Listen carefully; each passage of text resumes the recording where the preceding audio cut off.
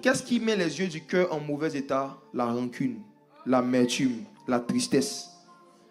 Tout sentiment négatif, toute émotion négative que tu gardes dans ton cœur abîme les yeux de ton cœur. Okay. Si vous voulez être des personnes qui voyaient clairement leurs songes et qui s'en souviennent, si vous voulez que les yeux de votre...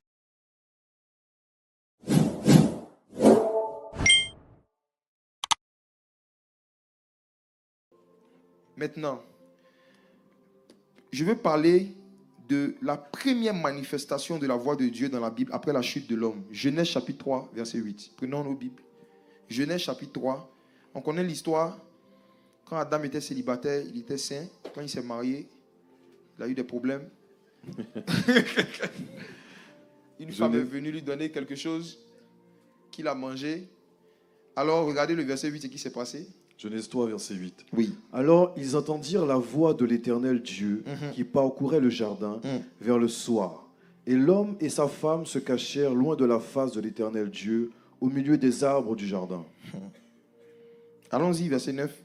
Mais l'Éternel Dieu appela l'homme et lui dit, « Où es-tu » Il répondit, « J'ai entendu ta voix dans le jardin et j'ai eu peur, parce que je suis nu et je me suis caché. » Très bien.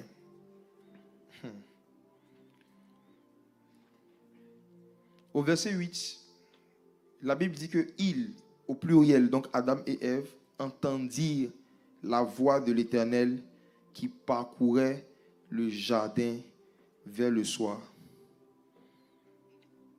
Mes frères et sœurs, il y a un système qu'on appelle les notes vocales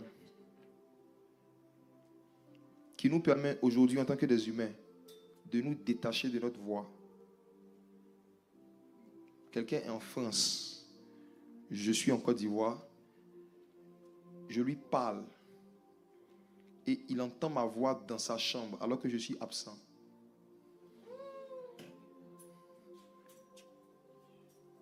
N'est-ce pas qu'aujourd'hui on peut le faire avec des notes vocales? Tu peux envoyer ta voix sans te déplacer, n'est-ce pas? Notre génération est mieux placée pour comprendre ce qui s'est passé dans Genèse chapitre 3, le verset 8. En fait, Dieu n'était pas là. C'était sa voix qui parcourait le jardin. Lisez bien. Il a fait une note vocale. Relis ça. Relis ça, relis l'esprit. Alors, ils entendirent la voix de l'Éternel Dieu qui parcourait le jardin vers le soir. Et l'homme et sa femme se cachèrent loin de la face de l'Éternel Dieu au milieu des arbres du jardin. Dieu envoyait sa voix qui parcourait le jardin. C'est-à-dire que Adam et Ève sont là et puis ils entendent une voix audible qui est dans le jardin. Mais ils ne voient personne, donc ils se cachent. Et ils se cachent derrière quel arbre? L'arbre, Regardez les détails. au milieu des arbres du jardin. Au milieu Des arbres du jardin. Souvenez-vous, quand Dieu a fait ce fameux jardin, il y avait combien d'arbres au milieu du jardin? 2. L'arbre de la connaissance du bien et du mal et l'arbre de de vie. Quand Adam et Ève ont péché, ils sont allés se cacher derrière l'arbre de vie. Le péché qui était rentré en eux leur a dit, c'est par un bois que Dieu va rentrer en communion avec vous. Le péché nous rend invisibles aux yeux de Dieu. Si vous voulez que Dieu vous voie, mettez-vous derrière le bois de vie.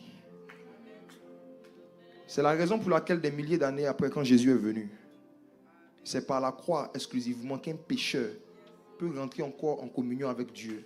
Il faut se cacher derrière ce bois qu'on appelle la croix.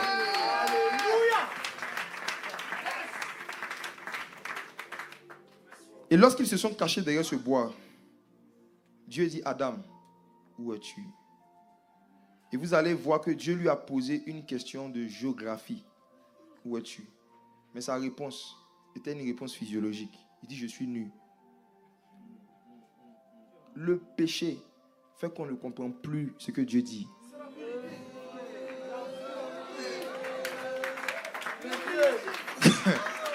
Le péché brouille la voix de Dieu. Dieu te parle d'une chose, tu parles d'autre chose.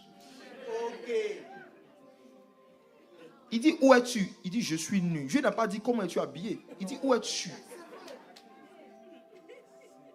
Le péché nous pousse à faire des hors-sujets prophétiques. Des hors-sujets spirituels. Dieu te dit, pardonne à ta mère. Tu dis, Seigneur, je veux le don de prophétie. Oh! Hors-sujet prophétique.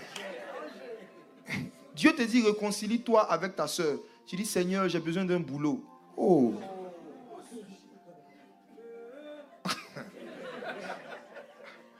Le Seigneur te dit, pardonne à tes collègues. Salue-les quand tu vas au travail, malgré ce qu'ils t'ont fait. Mais quand toi, tu viens à l'église, tu pries pour avoir un enfant. Hors-sujet prophétique. Dieu dit, où es-tu? Où es-tu? Où es-tu? Pour prendre une illustration, c'est comme deux amis qui avaient l'habitude de faire des appels vidéo. Ils se voyaient. Et un jour, tu appelles ton ami, tu ne le vois plus. Tu entends juste sa voix. Tu dis, mais où es-tu? Active ta caméra, Adam. Où es-tu? Je ne te vois pas. Il dit, je suis nu. Dieu aussi change de sujet dans son amour. Il dit, ok, qui t'a enseigné que tu es nu? C'est ce qu'il a répondu. Qui t'a appris? En d'autres termes, la nudité, c'est une connaissance aussi. Oui. Quand les enfants naissent, ils n'ont pas cette connaissance de la nudité. Voici pourquoi ils n'ont pas honte de se balader nus.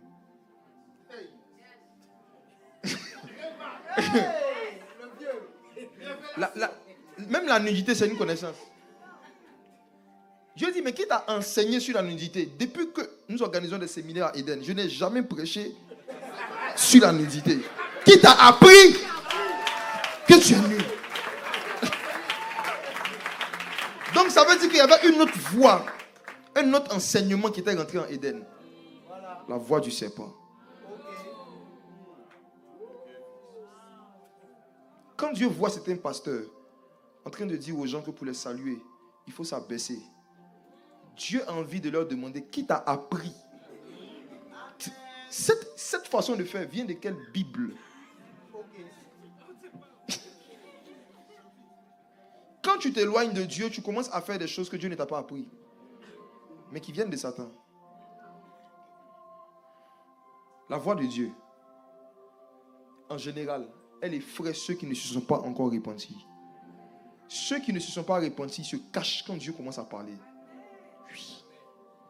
Parce que Dieu ne fera jamais de hors-sujet. De la même manière qu'une mère de famille ne peut pas voir des excréments sur son bébé et lui donner des jouets. Dieu ne peut pas voir qu'il y a dans notre caractère, dans nos vies, des choses qui ne le glorifient pas et nous parler de notre ministère. S'il le fait, c'est qu'il veut nous juger, nous punir. Mais un père qui aime, lorsqu'il voit la saleté sur son bébé, il cherche à enlever sa couche, la laver, et après on lui donne les jouets. La voix de Dieu, l'expérience de la voix de Dieu, comment tu sais que Dieu est en train de te parler?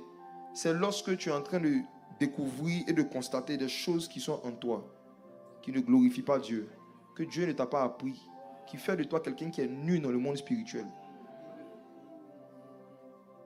Dans Apocalypse, l'apôtre Jean dit qu'il a vu l'église qui s'est parée comme une épouse pour son maître. Elle était revêtue de fin lin. Et ce fin lin, ce sont les œuvres justes des saints. En d'autres termes, les œuvres sont des habits dans le monde spirituel. Les œuvres sont des habits. Lorsque tu ne pratiques pas les œuvres que Jésus a enseignées, tu es nu. Et Jésus ne peut pas voir ta nudité et puis commencer à te parler des voitures et des maisons. Il ne fait pas de hors-sujet. C'est nous qui faisons des hors-sujets avec Dieu. La première question qu'il a posée à Adam, c'était « Où es-tu » Parce que Adam était toujours dans sa présence, mais il n'était pas à son poste. C'est encore une autre réalité. Il est possible de rester dans la présence de Dieu en rétrogradant. On peut rétrograder sans sortir de la présence de Dieu. On peut rétrograder sans sortir de l'église. On peut être toujours à l'église, mais ne plus être à son poste. On peut venir, mais ne plus avoir à cœur de servir Dieu. Dans le ministère, moi j'ai déjà vécu cela plusieurs fois. Où tu es là, mais tu n'as plus envie de prêcher. Tu es présent, mais tu n'as plus envie de faire ce que tu faisais à cause de certaines situations que tu vis. Et Dieu te demande où es-tu. En fait, tu es là, mais pas à ta place. Juste parce que Adam s'est déplacé, Dieu ne le voyait plus. Vous devez savoir, Vous qui aimez dire, les chrétiens africains qui aiment dire au prophète, localise-moi, Seigneur, localise-moi. Écoutez, l'esprit de prophétie ne localise que ceux qui sont à leur poste. Oui. Quand Jésus est rentré en Éden, parce que Adam n'était pas à son poste, il dit, où es-tu? Est-ce que tu es en train de servir Dieu déjà? Dieu parle régulièrement à ceux qui le servent constamment. Dieu parle régulièrement à ceux qui le servent constamment. Dieu parle régulièrement à ceux qui le servent constamment. C'est lorsque le jeune Samuel servait Dieu dans le temple que Dieu lui a parlé pour la première fois. Il n'a pas attendu que Dieu lui parle avant de le servir. C'est le service qui lui a donné accès à la voix de Dieu. C'est le service. Dieu ne parle pas aux touristes, il parle aux serviteurs. Dieu ne parle pas aux spectateurs, il parle aux serviteurs. Vous qui êtes membres des églises, mais qui ne servez pas, rêvez. Dieu ne vous parlera pas.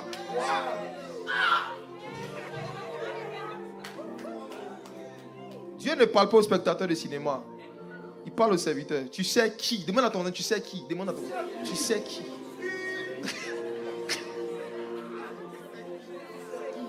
Quand Satan veut faire stopper les expériences de la voix de Dieu dans ta vie, il va te convaincre d'arrêter de servir. Élie, le prophète, ne servait plus Dieu. Il n'entendait plus sa voix. Il n'avait plus de vision. 1 Samuel chapitre 3. Le jeune Samuel servait Dieu et il dormait à côté de l'arche. Dieu a commencé à lui parler. Moïse, lorsqu'il était un prince vagabond en Égypte, Dieu ne lui a jamais parlé. C'est parce que Moïse était oisif qu'il avait le temps de voir ceux qui se battaient. Il se promenait en Égypte et il voit qu'il y a un soldat qui est en train de frapper un hébreu. C'est parce qu'il ne faisait rien, il n'était pas occupé. Le lendemain encore, 2 de ses frères se battent. C'est encore lui qui voit. C'est parce qu'il n'était pas occupé. Il était un prince. Vous connaissez les princes? Ils se sapent comme des Congolais, comme des sapeurs. Et ils se promènent. Ils snobent les gens. Ils saluent les gens. Ils jettent des billets. C'était la vie de Moïse, prince en Égypte. Mais lorsqu'il a été rejeté, blessé par ses frères, il a appris le service, il est devenu berger. Et c'est pendant qu'il surveillait les moutons de Jéthro, pendant qu'il servait son beau-père, que Dieu a commencé à lui parler. Il y a des expériences que tu veux vivre avec le Saint-Esprit, que tu n'as pas commencé à vivre parce que tu n'as pas commencé à servir tes frères et sœurs.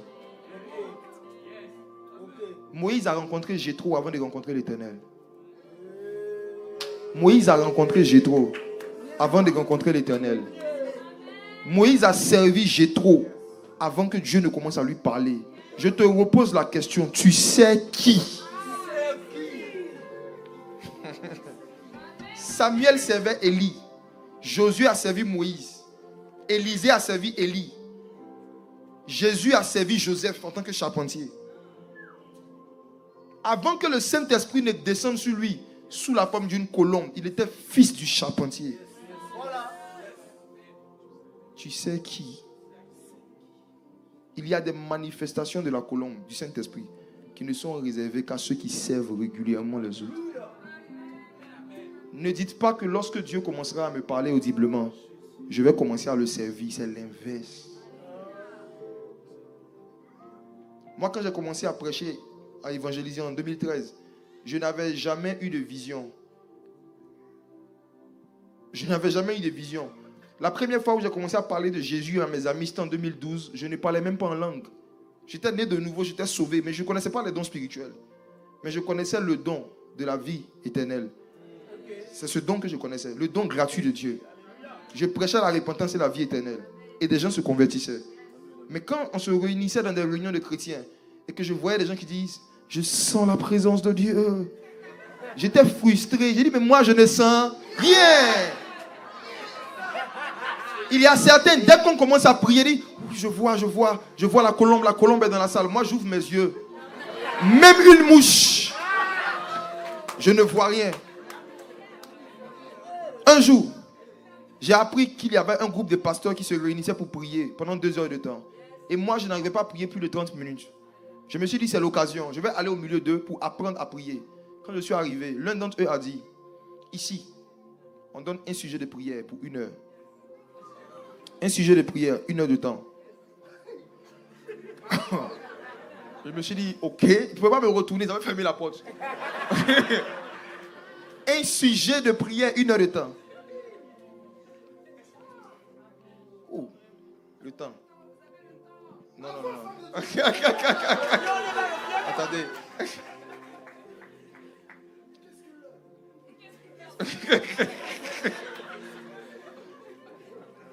L'un d'entre eux a donné un sujet de prière et ils ont commencé à prier. Moi, je ne parlais pas en langue.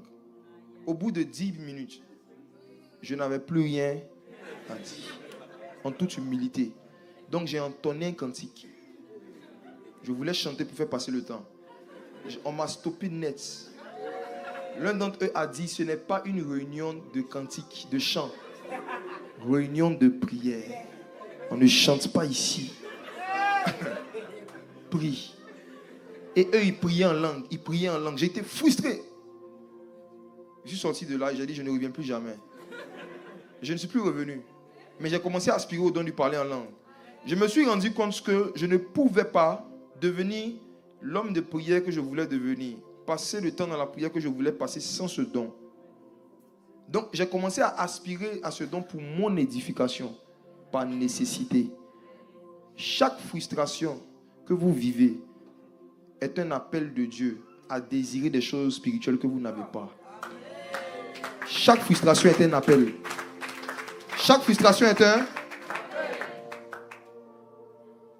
Je termine avec ceci. Dans l'intimité avec le Saint-Esprit, il y a 3 manifestations principales de la voix de Dieu. La première, ce sont les songes et les visions. Je vais donner les références rapidement à cause du temps. Vous pourrez méditer là-dessus. Job chapitre 33, versets 14 à 15.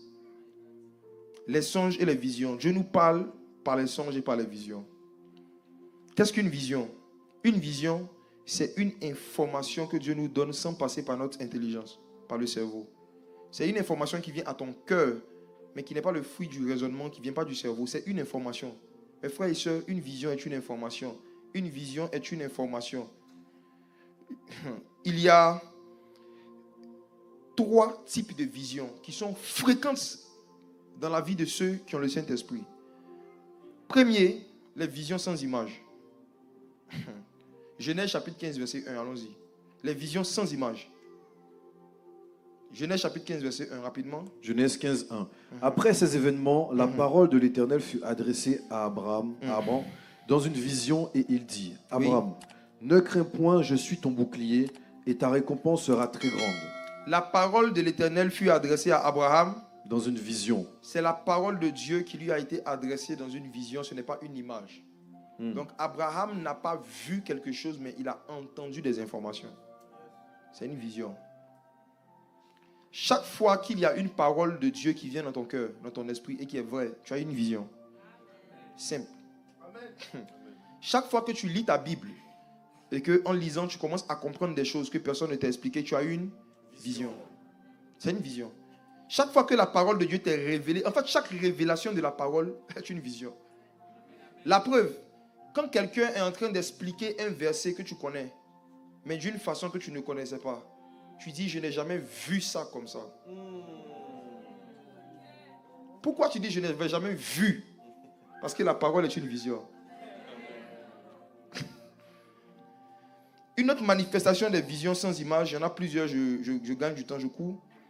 Il y a les visions par les intuitions. Les intuitions, quand tu dis, je sens que. Ézéchiel chapitre 37, versets 5 à 8. Les intuitions prophétiques. Dieu parle par des intuitions, de fortes impressions. Ézéchiel 37, 5 à 8. Oui. Ainsi parle le Seigneur l'Éternel à ses eaux. Voici, je vais faire entrer en vous un esprit et vous vivrez. Oui. Je vous donnerai des nerfs, je ferai croître sur vous de la chair et je vous couvrirai de peau. Je mettrai en vous un esprit et vous vivrez. C'est bon. On connaît cette histoire de Ézéchiel qui a prophétisé sur les ossements desséchés. J'attire votre attention sur un détail. Je vous donnerai des nerfs. Je vous donnerai quoi? Des nerfs. Dieu parle de la restauration de son peuple. Et il dit que l'une des choses que le peuple perd quand le peuple s'éloigne de lui, ce sont les nerfs. Les nerfs, c'est la faculté de sentir. Demande à ton voisin, est-ce que tu as des nerfs? Est-ce que tu as des nerfs? Est-ce que tu as encore des nerfs? Ce n'est pas normal de venir à l'église et de ne rien sentir. Ce n'est pas normal. Ce n'est pas normal de lire sa Bible et de ne rien sentir. Ce n'est pas normal. Si je prends ma main et que je touche une marmite chaude, si je ne sens rien, c'est que j'ai un problème de nerfs. Je ne peux pas toucher la Bible, la parole de Dieu qui est un feu, et ne rien sentir. Tu as besoin des nerfs. Et ce soir, le Seigneur me dit de vous dire, il vous donnera des nerfs. Amen. Il vous donnera des nerfs. Amen. Le fait de ne pas sentir la présence de Dieu en griffe, le fait de ne jamais rien ressentir quand on lit la Bible, quand on parle de la mort de Jésus, ton cœur ne sent rien. On parle de l'enlèvement, tu ne sens rien. On parle de la repentance, tu ne sens rien. Tu as un problème de nerfs. Mais le Seigneur va restaurer les nerfs. Amen. Dernier type de vision, après la faculté de sentir les choses, ce sont les visions par les yeux du cœur. Éphésiens 1, verset 16 à 18. Les yeux du cœur. Éphésiens 1, 16 à 18. Oui. Je ne cesse de rendre grâce pour vous, faisant mention de vous dans mes prières, afin que le Dieu de notre Seigneur Jésus-Christ, le Père de gloire, vous donne un esprit de sagesse et de révélation dans sa connaissance, et qu'il illumine les yeux de votre cœur, pour que vous sachiez quelle est l'espérance qui s'attache à son appel, Amen. quelle est la richesse de... On va s'arrêter sur l'expression illumine les yeux de votre cœur. Le corps physique, sur le corps physique, c'est seulement la tête qui a des yeux. Mais sur le corps spirituel, chaque organe a des yeux, même le cœur.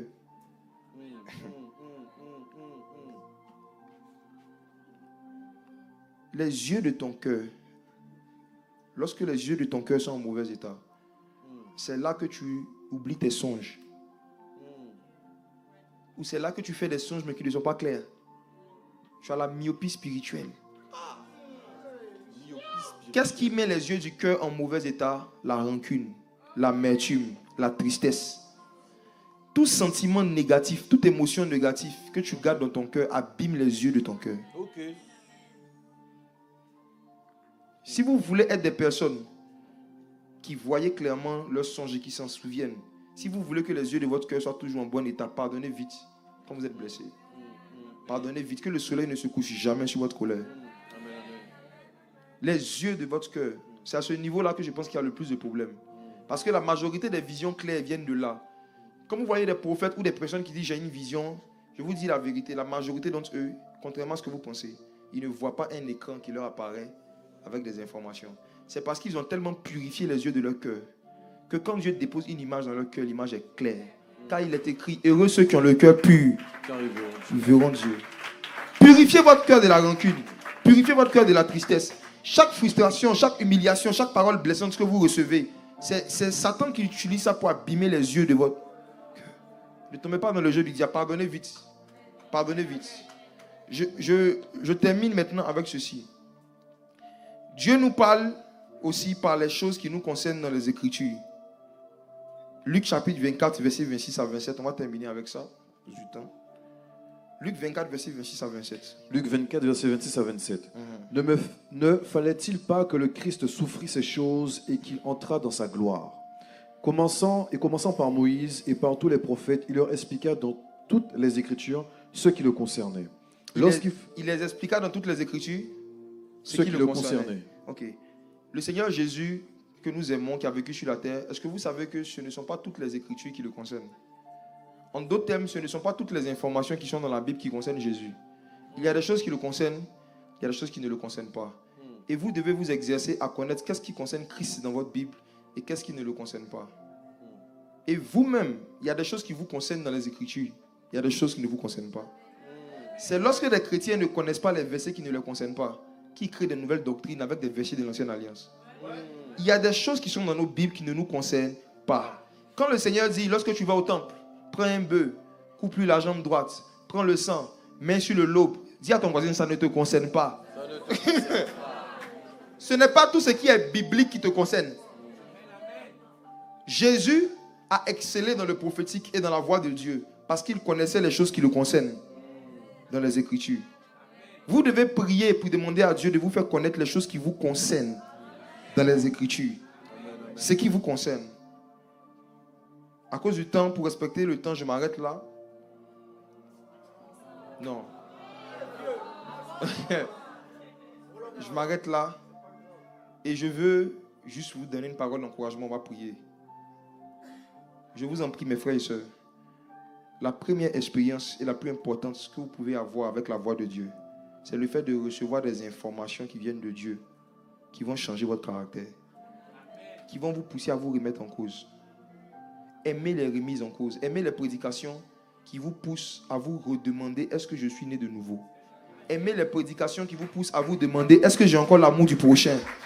Aimez les messages qui sont des miroirs spirituels, qui vont vous aider à vous demander est-ce que mon cœur est aussi pur que ce que je pense. Quel est l'état des yeux de mon cœur? Si Dieu voit que vous avez un intérêt, un appétit pour ce genre de message, il va vous faire rentrer maintenant dans les expériences de la voix audible, dans les expériences des visions claires. Amen. Amen. Que Dieu vous bénisse. Que Dieu vous bénisse.